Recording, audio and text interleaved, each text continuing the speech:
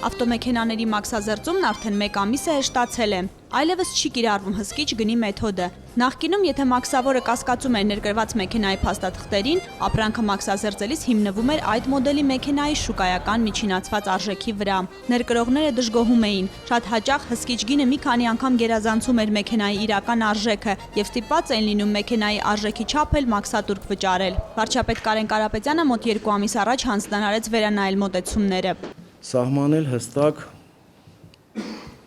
այն երկրները, որոնց նկատմամբ մենք արժանահավատություն ունենք, եւ ընդունել ինվոյսի գինը, եթե իրենք ներկայացնում են արտահանման փաստաթուղթ այդ երկրի։ Խոսքը գնում է այն երկրների մասին, որտեղ որ ավելացված արժեքի հարկի վերադարձ կա։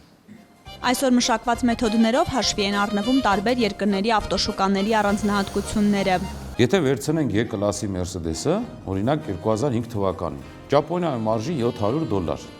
Բնականաբար, եթե քաղաքացին Ճապոնիայից տվյալ տրանսպորտային միջոցը բերում է Հայաստանի Հանրապետություն, մեզ կողմից հավատալու է, մաքսային արժեքի 34%-ը կգանձվի։ Եթե ճապոնական մեքենաների մասով անհամաձայնություններ գրեթե չեն լինում, ապա եվրոպական եւ մյուս շուկաների պարագայում վիճահարույց հարցերի շուրջ մաքսավորն ու ավտոմեքենաներ կրողն այս համակարգչի մոտ են ընդհանուր հայտարարի գալիս։ Մենք բոլոր արտահանվող երկրների գներին տիրապետում ենք։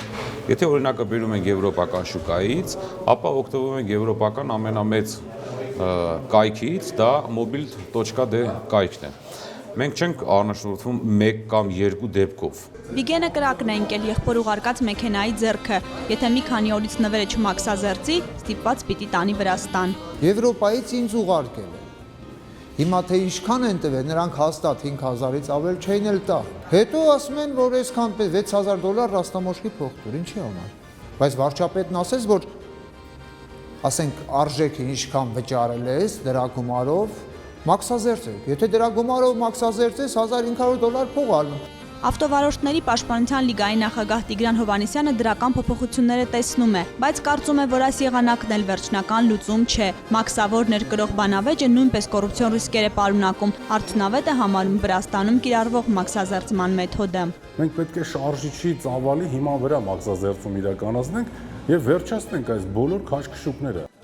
ԵԱՏՄ-ին Հայաստանի անդամակցությունը փոխել է նաև ավտոմեքենաների առողջարքի շուկան։ Եթե մինչ այդ մեր երկրից արտահանվում էր մոտ 200 մեքենա տարեկան, հիմա ամսական արտահանվում է ավելի քան 400 մեքենա, հիմնականում Ռուսաստան։ Բաբկեն Ղազարյանը նկատում է, շարժ արդեն կա, եւ ճիշտ չէ մեր երկիրը ավտոմեքենաների գերեզմանոց անվանելը։ Մեքենաները Եվրոպայից Հայաստան ներմուծելն, այստեղ մաքսազերծելն ու ԵԱՏՄ տարածքում վաճառելը ձեռնտու գործ է դարձել։ Եթե այս տարվա փետրվարին երրորդ երկրներից Հայաստան բերվել է մոտ 1350 ավտոմեքենա, ԵԱՏՄ-ից 1000-ը, ապա նոյեմբերին այդ թվերն աճել են 1754 երրորդ երկրներից եւ 1100 ավտոմեքենա ԵԱՏՄ-ից։ Նոյեմբերին պետբյուջե մուտքագրվել է 1 միլիարդ 350 միլիոն դրամ։ Մինչև տարեվերջ ավտոմաքսատանը նախատեսում են բարեփոխել նաև սպասարկման որակը։